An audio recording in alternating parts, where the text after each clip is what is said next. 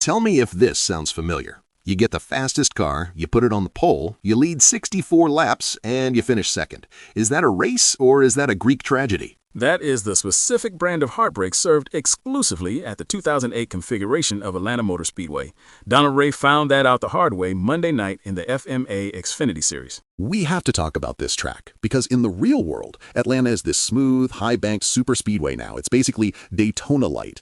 But the FSMA went back in time. They loaded up the 2008 scan. We are talking about the surface that drivers used to call the cheese grater. It is a geological marvel. That asphalt dates back to the 1997 repave. By the time you get to the version they race in the sim, it's 20 years of sun baking and winter cranking. It is so abrasive that if you walk across it in socks, you lose a toe. And that is the friction point, literally. You had Donald Ray, who was essentially a rocket ship for the first two-thirds of this race. He qualifies on the pole with a 33-1. He checks out. He leads 64 laps. If this was a 50-lap sprint, he's popping champagne.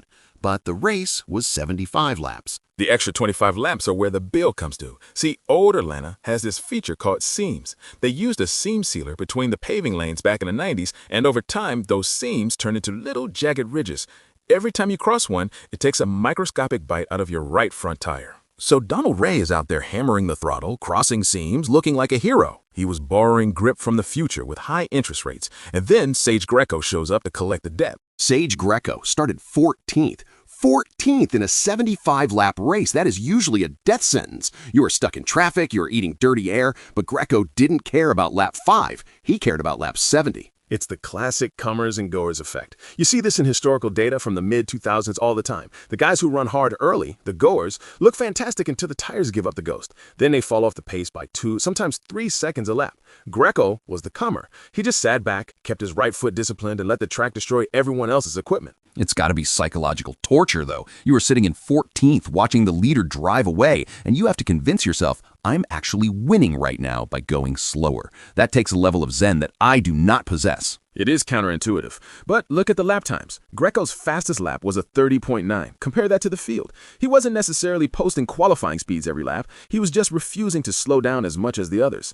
By the time Ray's right front tire was screaming for mercy, Grecco rode by him with grip to spare. Donald Ray still finished second, which is a testament to how fast that car was initially, but the gap was real. And looking down the order, the tire wear clearly separated the adults from the children. Chase Matsko in third, another guy who just survived. Matsko and Jacob D. Wilson in fourth both understood the assignment. Wilson, by the way, started second. He could have tried to do it with Ray early, burned his stuff up, and finished 12th. Instead, he tucked in, kept the Ford clean, and took the top 5. That is racecraft. Then you have the mid-pack struggle. I love seeing names like Paul Wentline and Marco Sear in 6th and 7th because that is where the war was really fought. When the tires go away at Old Atlanta, the car doesn't just get slower, it gets evil. It gets loose on entry, tight on exit. You were wrestling a 3,000-pound shopping cart. And the falloff is brutal. We aren't talking tenths of a second. We are talking about drivers fighting to stay on the lead lap.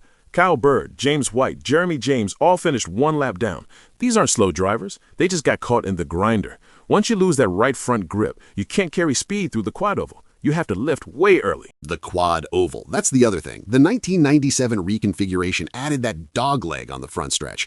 On the new Super Speedway version, you take that flat out. On the 2008 version with worn tires, that dog leg is a geometry problem that wants to kill you. Exactly. You see guys like Perry Harrington and Robert McRae finishing laps down, and it's not because they forgot how to drive. It's because the track fundamentally changes every 10 laps. You have to migrate your line. You start on the bottom, hugging the white line. 10 laps later, you move up a lane. By lap 50, you might be scraping the wall just trying to find momentum. If you don't adapt, you get lapped. It creates this weird dynamic where the most exciting racing happens in slow motion. You are watching Grecco catch Ray, but it's not a dive bomb. It's a slow, inevitable execution. It's like watching a glacier chase a parked car. A glacier doing 180 miles an hour. But yes, and credit to Ryan Peters in 6th too. He started 7th, finished 5th. Consistent. That is the word of the night.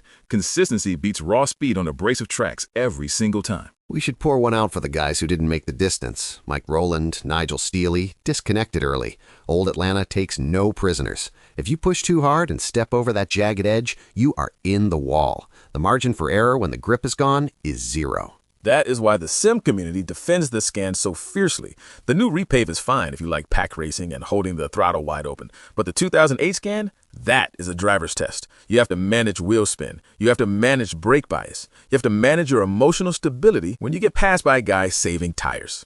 Sage Grecco passed the test. Donald Ray aced the written exam but failed the practical, and everyone else just tried to survive the cheese grater. Grecco's win is going to be the tape everyone studies. If you want to know how to win at abrasive tracks, watch his telemetry. It's boring, it's disciplined, and it's victorious. Boring is just another word for efficient.